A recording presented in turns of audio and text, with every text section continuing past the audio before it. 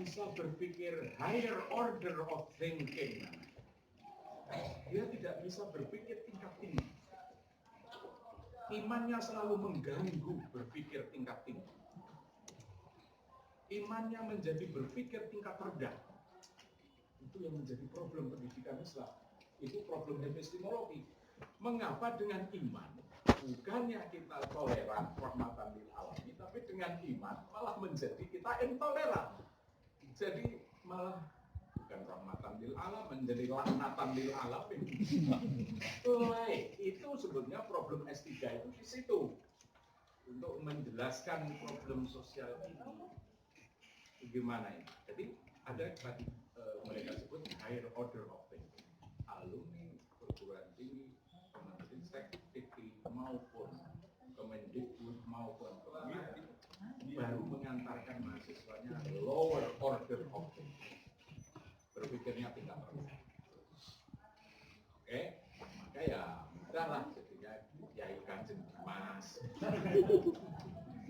Itu banyak orang Makassar pengakut.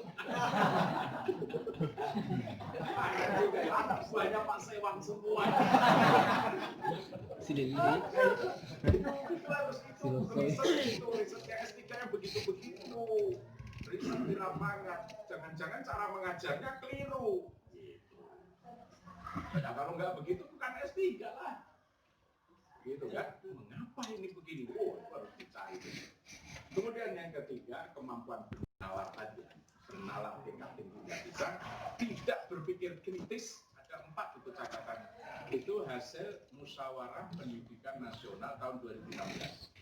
Jadi di Kemenristek ini adalah musyawarah nasional. Nah, itu catatan-catatan para rektor seluruh Indonesia itu. Nah, itu bagaimana itu? Jadi kok tidak bisa berpikir kritis gitu ya? Ya contohnya banyak lah. Mau Braja Musti, mau Dimas Kanjeng, mau Marwah Daud, terserah lah. Tetapi itu tidak berpikir kritis. S3 juga tidak jaminan. Ya. Tidak hanya S1, S2, apalagi yang belum kuliah. Gitu. Majority. Maka kita jangan apa ya, jangan tenang-tenang aja.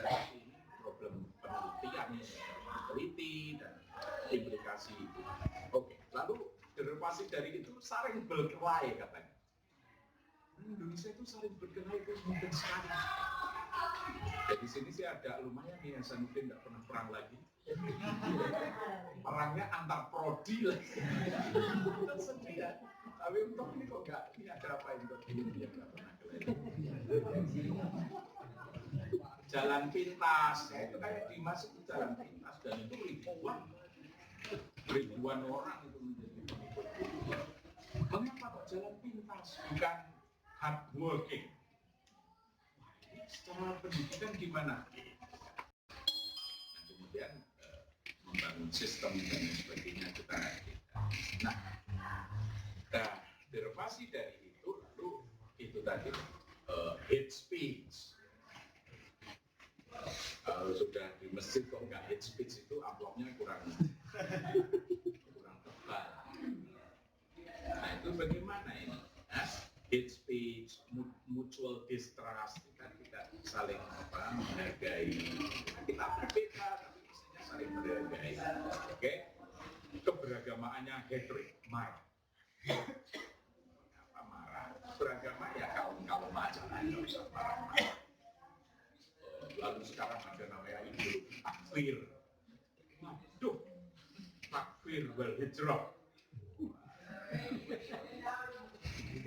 Mengapa keberagamaan kita malah menjadi mengkafir-kafirkan orang, mempertahankan orang? Nah ini saya kira tidak asli dari Indonesia, tetapi ini adalah import dari negara lain. Serah saya nggak usah ikut dari negara lain, tetapi trilogi kita sudah tidak lagi iman, Islam, dan ihsan. Sekarang sudah berubah menjadi iman, ihsan, jihad. Jihad. Ihsan apa? Tidak ada ihsan.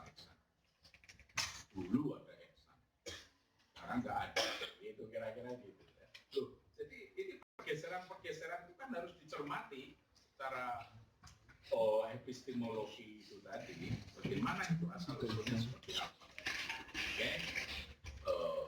Tidak Islami dan lain sebagainya, macam-macam.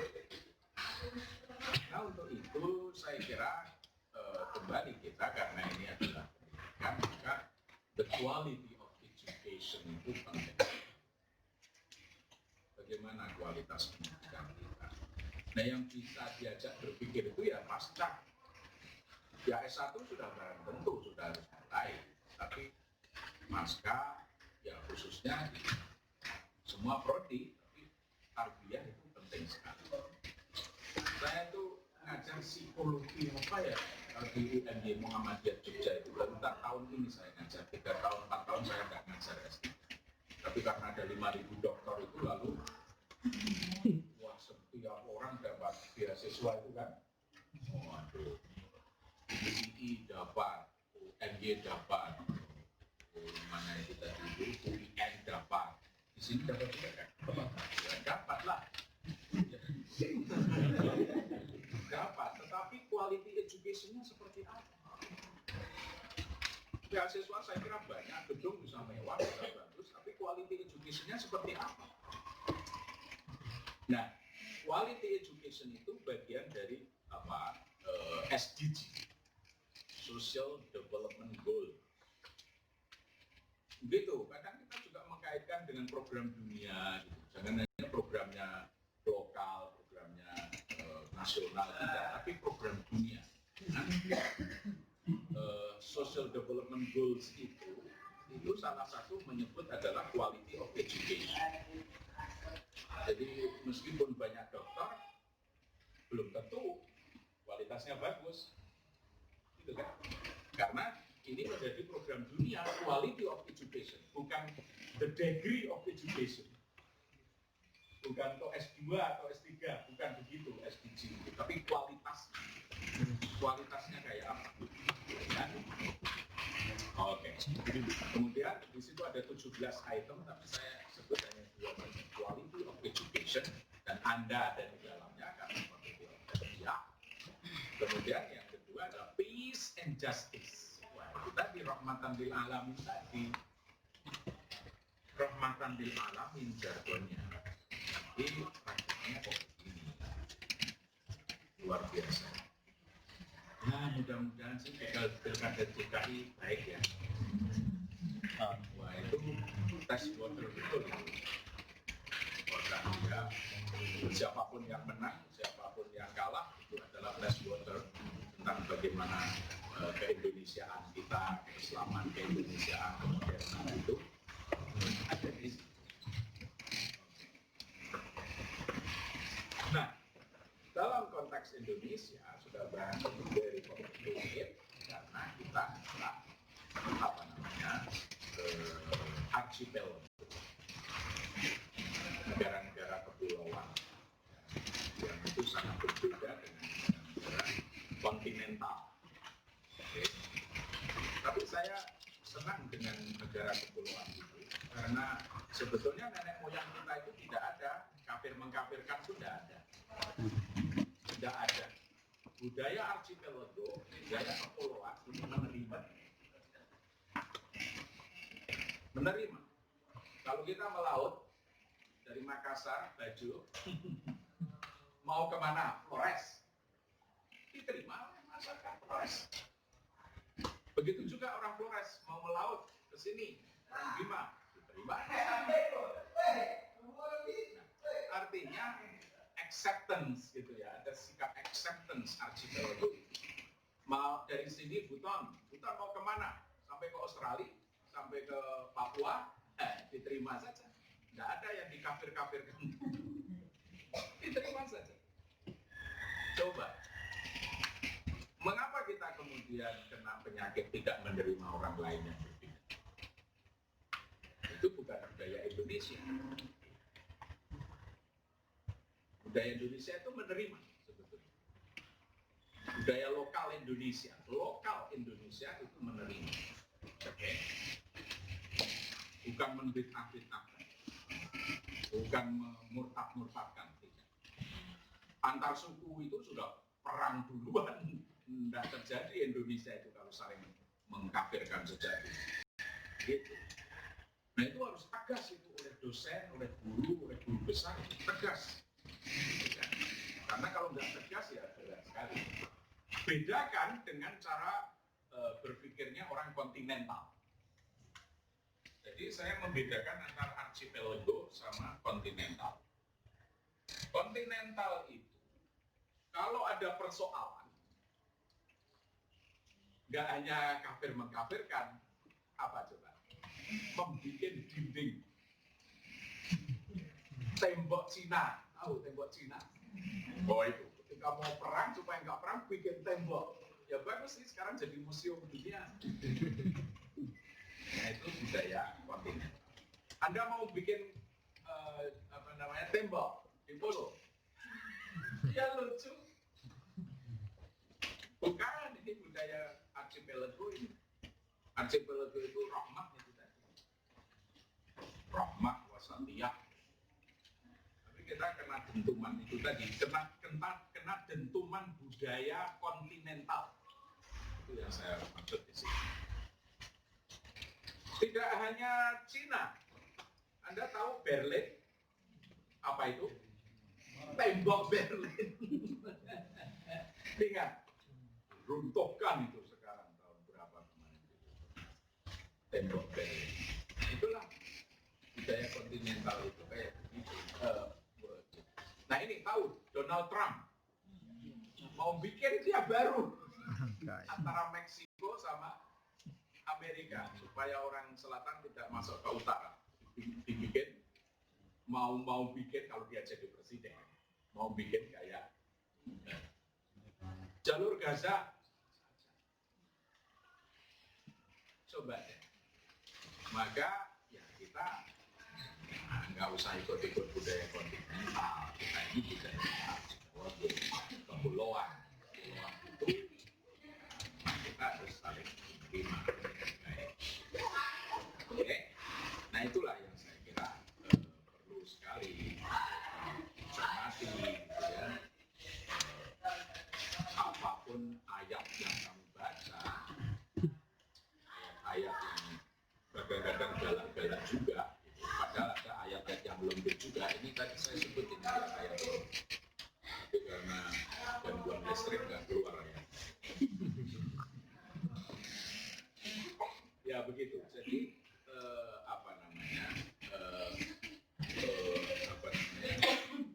tantangan kita orang Indonesia bagaimanapun besar karena itu tadi kita itu adalah masyarakat yang sangat majemuk, masyarakat yang sangat majemuk.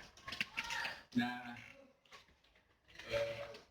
Indonesia, pengalaman Indonesia, meskipun kita sudah merasa Pak Sewang merasa berat sekali, tetapi orang Barat melihatnya Indonesia masih good example bagaimanapun dibanding Timur Tengah.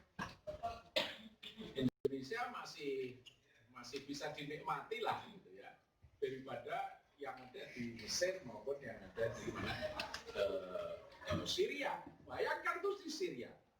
Waduh, berat sekali di Syria. Di Syria itu tiap hari berdarah-darah kayak begitu. Apa itu yang namanya rahmatan lil alamin? Ada something wrong besar itu di sana itu yang kemudian mau diekspor ke sini, suka atau tidak suka, lalu ada problem di sini.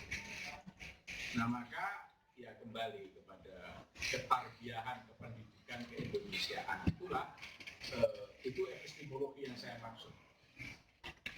Epistemologi itu adalah proses bagaimana pengetahuan itu bikin asal usulnya kayak apa, metodenya kayak apa, kemudian pendekatannya seperti apa. Nah itu semua sangat terkait dengan epistemologi. Nah, epistemologi keindonesiaan salah satunya tadi budaya archipelago. Jangan budaya ayat. Kalau budaya ayat perang terus itu. Itu saya kira UIN itu harus begitu berpikirnya. Kalau UIN berpikirnya nggak begitu ya ngapain gitu. Oh, kandas semua saya kira. Akan terjadi luar biasa ya, riot yang luar biasa. Karena kita memang ya berbeda dari dulunya seperti itu ya, politik, sosial, kultur. Ya tapi saya agak yakin ya, betapapun kelasnya pilkada itu, masyarakat banyak mesti akan kembali pada masyarakat awam, semua masyarakat awam kembali kepada budaya lokal. Jangan kelompok elit yang tempur. Ya nanti kalau tempur awam masyarakat nanti akan kembali pada budaya lokalnya, yaitu budaya saling menerima, budaya kepulauan. Nah ini saya kira karena ini UIN, dia selalu hadarotun nasnya itu tinggi. Hadarotun nasnya tinggi ya, budaya teksnya tinggi. Tapi karena keindonesiaan, maka juga antara hadarotun nas dengan hadaratul ilmnya itu ini tadi kita melihat lingkungan itu tadi seperti yang saya gambarkan itu tadi, itu harus imbang. Hadaratul nas, ayat-ayat Quran, hadis, hadaratul nas, tapi hadaratul ilm itu tadi, ilm itu adalah secara empirik melihat keadaan kita. Nah ini harus imbang. Di tengah-tengahnya baru ada hadaratul falsafah. Itu kan yang saya kenalkan ketika mau menjadi UIN itu kan gitu. Jadi ada 3 elemen yang kuat di dalam UIN sebetulnya. Ada hadaratul nas, itulah ayat-ayat, hadis dan lain sebagainya. Ada hadaratul ilm itu epistemologi keadaan lokal ini tadi. Nah menjembatani antara kedua itu masih ada hadaratul falsafah. Kalau tidak punya hadaratul falsafah ya capek itu. Dua ini saling berebut ini antara ilm dengan nas ini. Dan kadang-kadang untuk level tertentu ilmnya kalah oleh nas. Itu yang terjadi di mana-mana, termasuk di Timur Tengah. Hadaratul ilmnya nggak jalan, hadaratul nasnya yang memecah-mecah orang itu, lalu berdarah-darah begitu. Ainal mafar, mana yang harus kita ikut? Gitu kan? Kita ikut. Tidak, UIN harus punya budaya sendiri. Hadaratul nas, yes. Hadaratul ilm, ya. Di tengah-tengahnya ada hadaratul falsafah. Gitu. Kalau tidak, berat sekali pertanggungan jawab keagamaan kita untuk survive itu berat. Maka jangan dianggap ini hal-hal sepele ini hal serius banget ini. Serius sekali. Ya maka ketika hadaratul falsafah ini, waktu saya diundang direktur pasca yang baru Pak Nurhadi, karena dia Pak Nurhadi direktur pasca Jogja itu saya dan guru besar yang lain ketika dia mencanangkan bahwa Jogja tidak lagi hanya sekedar dirosat Islamiyah itu kira-kira, apalagi jangan sekedar pemikiran Islam, tidak, itu kira-kira gitu. Lalu Jogja pakai flagship baru namanya Islamic Thought and Muslim Society. Ya saya setuju karena selama ini ya begitu. Tapi dia menjelaskan bahwa Islamic Thought and Muslim Societies.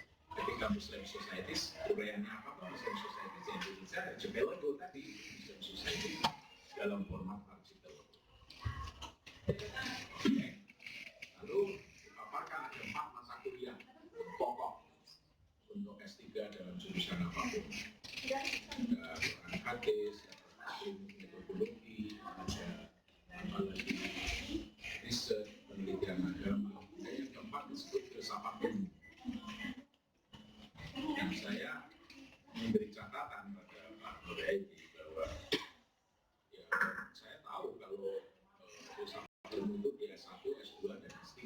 Tapi ketika S3 disebut filsafat ilmu, saya nggak tahu di Makassar.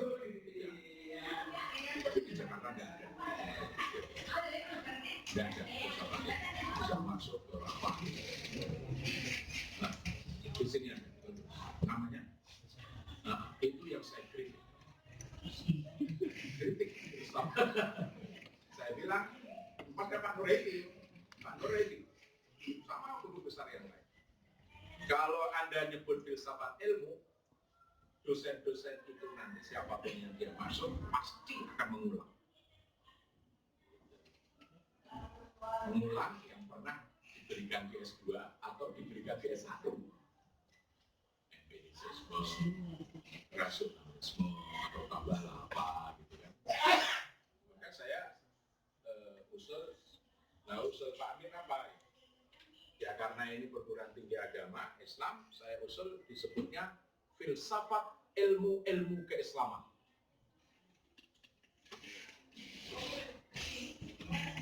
Selama ini tidak pernah ada, mau S3, mau S2, tidak pernah mikir itu kan. Makanya jadinya ya ketika keluar bisa anggotanya Mas Kanjeng gitu, karena tidak ada pemikiran kritis sama sekali. Tidak diajarkan di dalam perguruan tinggi agama itu pemikiran kritis gitu. Nah, pemikiran kritis yang kayak apa ya harus didesain sedemikian rupa. Nah, oleh yang lain disetujui.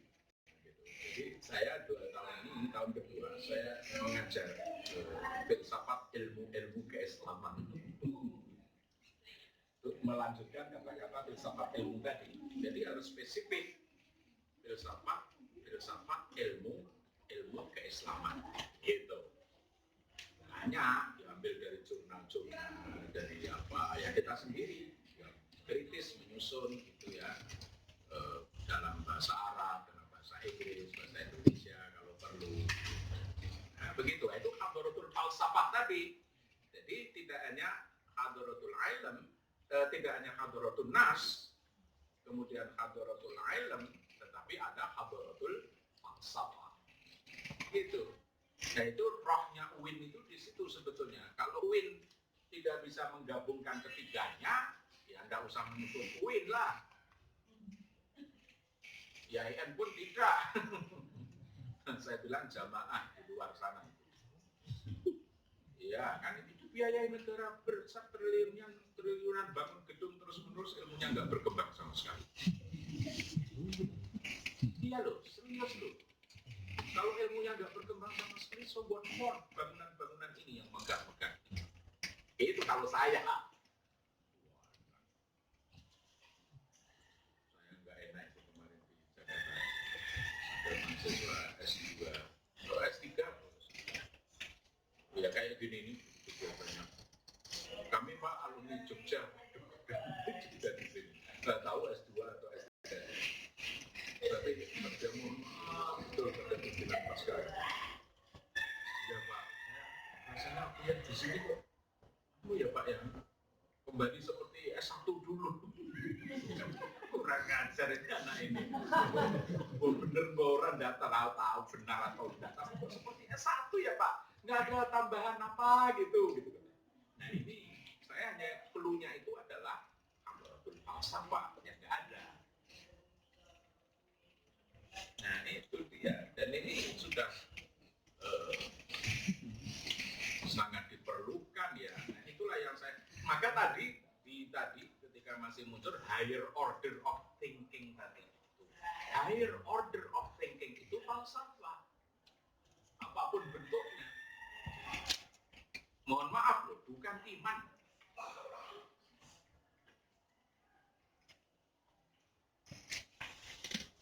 Ya tadi keluhan rektor se-Indonesia saya tampilkan tadi. Empiris kan?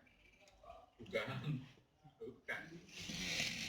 Loh, iman penting lah. Tanpa iman Anda juga repot. Tapi yang beriman juga banyak anggotanya Dimas. Apa bedanya beriman anggotanya Dimas sama Raja Mukti sama anak buahnya Pak Seno? Iya kan?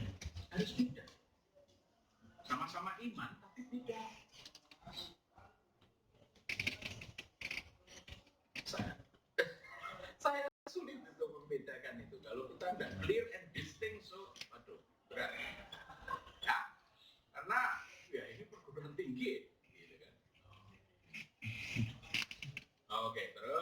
Saya kalau dengan pakai ini asik nggak baik aja nggak muncul. Kalau bagus saya kira muncul dengan baik gitu ya, lebih jelas. Nah, untuk itu kemarin juga mengapa ya jadi begini? Ini yang bagian kedua dan saya sampaikan nanti mungkin diskusi aja lebih bagus ya Pak Sewan. Ya. Diskusi mungkin ini kan bukan beginner semua, Anda tahu lah kesulitan.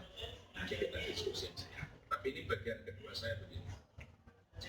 Nah, karena fenomena keindonesiaan dan dunia Muslim umumnya, ada Boko Haram, ada Asy'ar, ada Al-Qaeda, ada ISIS, ya kan? ISIS itu kebanyakan malah dari orang-orang Muslim minority Eropa yang datang ke Syria. Jadi ini juga sejarah baru ini, bagaimana imigran Muslim itu malah menjadi penyumbang terbesar foreign fighters, istilahnya foreign fighters. Itu dari Inggris, dari Prancis, dari Belanda itu banyak sekali. Ya, ini kan bagian keislaman baru. Nah untuk ini saya terkait dengan epistemologi tadi supaya tidak muluk-muluk begitu, tapi cobalah perkembangan ilmu pengetahuan itu saya merasa setelah membaca buku-buku yang ada itu bahwa memang kesulitan umat Islam pada umumnya dan juga umat beragama pada umumnya ya Kristen, Buddha, Hindu gitu ya, adalah tidak berkembangnya al-ulum al-insaniyah al-jadiyah. Jadi ilmu-ilmu kemanusiaan yang baru.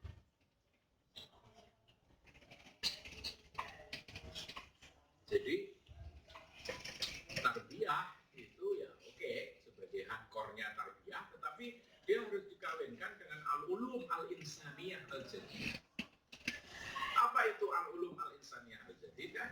Ya mudahnya Anda harus memahami apa itu umpamanya cross-cultural communication. Itu intercultural communication. Itu sangat-sangat penting itu. Intercultural communication, cross-cultural communication. Dan itu sebetulnya dasarnya juga pada hadratul falsafah. Hadratul falsafah tadi bisa mengantarkan humanities. Humanities itu penting. Saya nggak tahu apakah ketika saya sebut humanities itu lalu apa dalam benak kita gitu ya. Dalam benak kita seperti apa. Kadang-kadang jangan-jangan kita tidak memahami betul apa yang dimaksud itu. Nah, padahal di dalam ilmu-ilmu kemanusiaan baru, ya mungkin abad-abad 19 gitu ya, abad 19 itu intercultural communication itu apa? Jadi kita ini manusianya harus mampu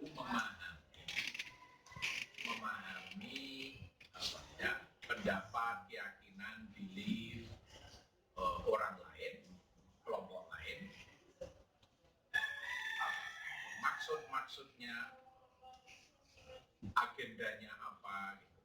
Tetapi lebih besar, lebih kuat lagi, bagaimana perasaan yang mendasar daripada orang-orang lain di luar diri kita. Itu bukan disalah-salahkan. Kalau kita masih dikafir-kafirkan, bukan dipahami. Wah, itu yang berat sekali. Kita kulturnya menghakimi, bukan memahami. Nah, itu aja kata kuncinya itu. Nah, ilmu kemanusiaan baru itu memahami. Ilmu kemanusiaan lama itu menghakimi. Itu mungkin kata kuncinya di situ. Ilmu kemanusiaan lama itu mengkafirkan. Ilmu kemanusiaan lama itu memurtadkan. Tengok itu khazanah Hadratul Nas Lama itu kan intinya itu. Tetapi ilmu kemanusiaan baru abad 20 19 akhir adalah memahami. Kata kuncinya itu memahami.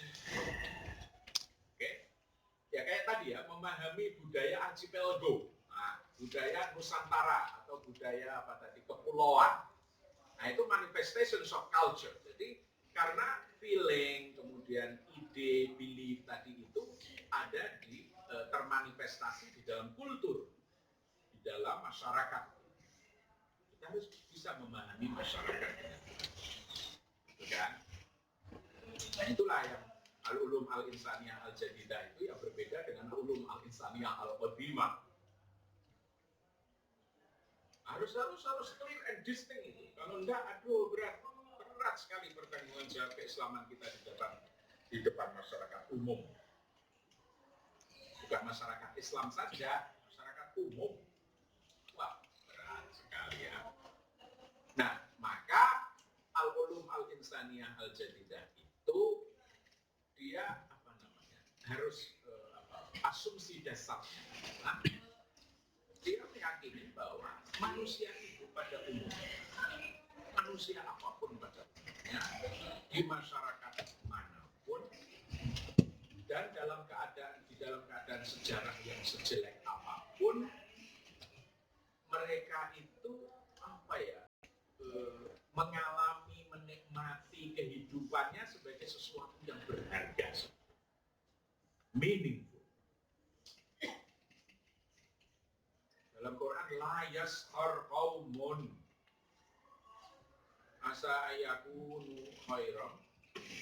Jangan kamu cerca, kamu hina, kamu murtad-murtadkan.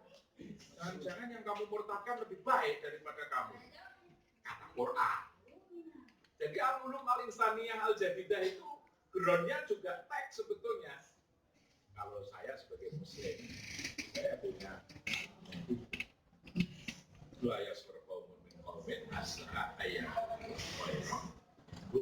Jangan kamu cerca, apalagi membotakkan, kafir-kafirkan. Jadi ini sebutnya perang keilmuan ya, perguruan tinggi itu perang keilmuan. Ya kalau masuk perguruan tinggi kok tidak merasa perang keilmuan, berarti ya tidak masuk perguruan tinggi. Iya, serius ini. Ya karena experience life as meaningful itu bermakna sekali kehidupan. Ya. They express this meaning, jadi mereka mengekspresikan makna-makna itu di dalam pola-pola yang bisa dipahami sebetulnya. Discernible pattern istilahnya. Ada pola-pola yang bisa dipahami. Bukan dihakimi. Dihakimi ya sudah, nggak tahu. Capek itu. Dan bisa dianalisis, dipahami dengan baik. Ya. Nah itu sebenarnya al-ulum al-insaniyah. Maka dengan begitu bukan sikap intoleran, apalagi violence, kekerasan, tetapi ada empati, ada simpati. Itu kata-kata barunya di situ. Empati dong dengan orang lain yang berbeda. Simpati. Lalu ada dialog, inklusif, non diskriminatif juga itu penting.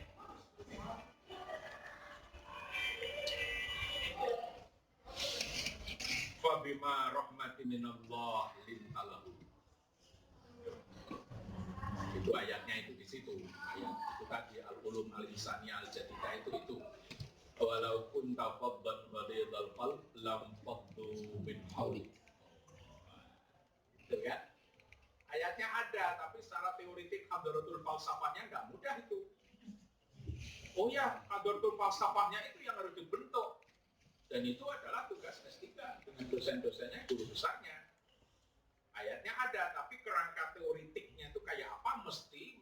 Nah itu integrasi interkoneksi tadi. Harus mengambil masukan dari berbagai disiplin ilmu. Nggak bisa hanya dengan disiplin ilmu sendiri. anhum wastaghfir lahum wa syawirhum fil amr. Wah, ayat ini padat sekali itu.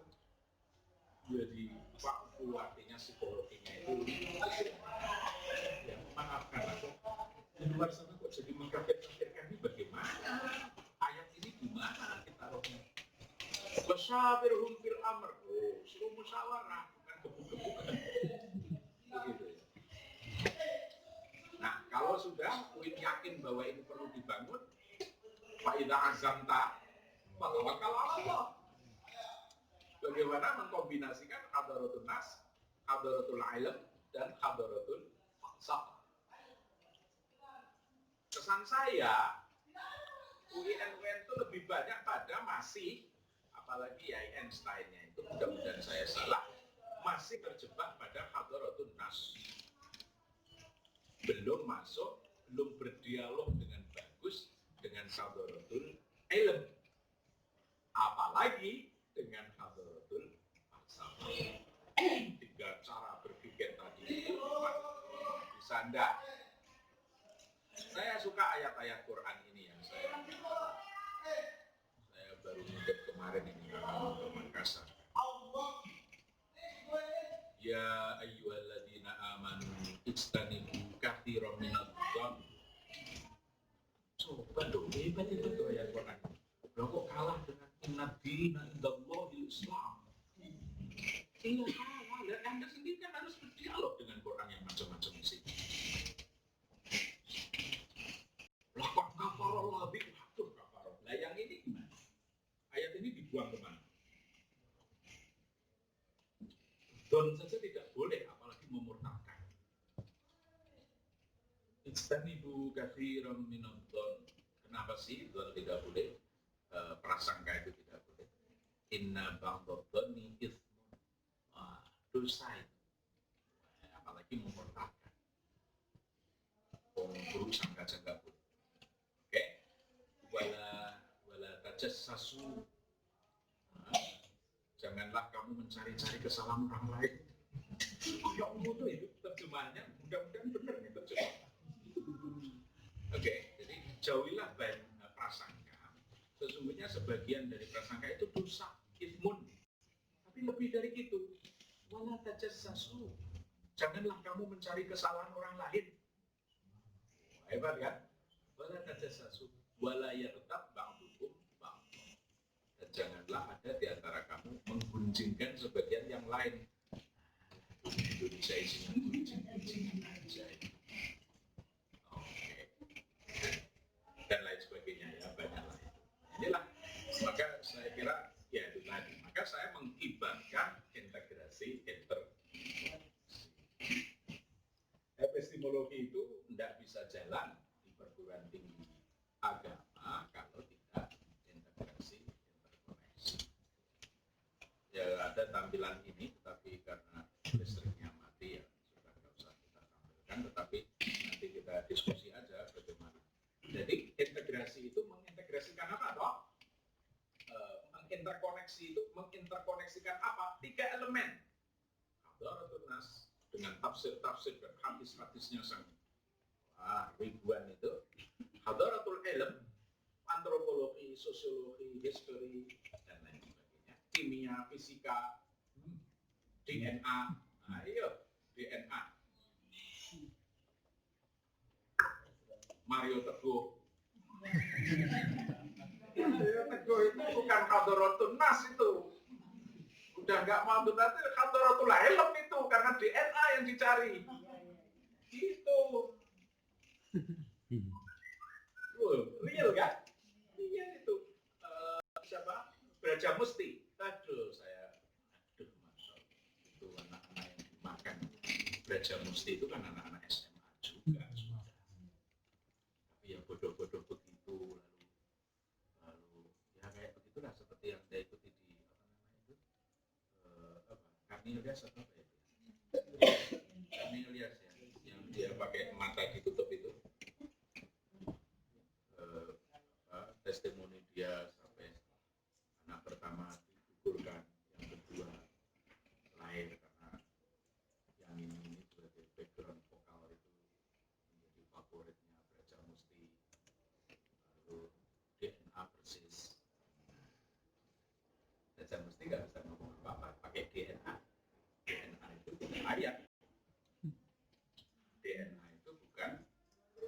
falsafah, tetapi hadaratul ilm. Gitu. Jadi apa yang diintegrasikan tiga itu, hadaratul nas, hadaratul ilm, dan hadaratul falsafah. Nah itu di mana letaknya ya di pasca ini, di pusat ini maupun nanti di fakultas atau yang lain gitu. Dan dosen-dosennya juga bisa mengintegrasikan itu dalam otak mereka, bukan terpisah-pisah. Kalau terpisah-pisah ya berat, karena problem kemanusiaan itu integrated ya, tidak bisa terpisah-pisah. Oke, ya mudah-mudahan apa yang tadi ya, apa yang disebut epistemologi saya tidak muluk-muluk amat, tapi ada tiga elemennya tadi saling terintegrasi. Nah itulah yang akan membangun worldview baru, pandangan hidup baru ke depan untuk merespon menyauti problem-problem sosial kemasyarakatan yang terus berkembang. Begitu. Jadi kalau tampil di publik itu sudah harus tiga itu yang mewarnai alumni UIN itu. Kalau dia hanya ilm, nggak tahu falsafah, juga belum UIN ini, gitu kira-kira. Oke, kemudian ada ayat-ayat saja tanpa menyentuh ilmu, aduh, nggak bisa. Itulah kira-kira sibghah jadidah yang kita sampaikan. Ayo, karena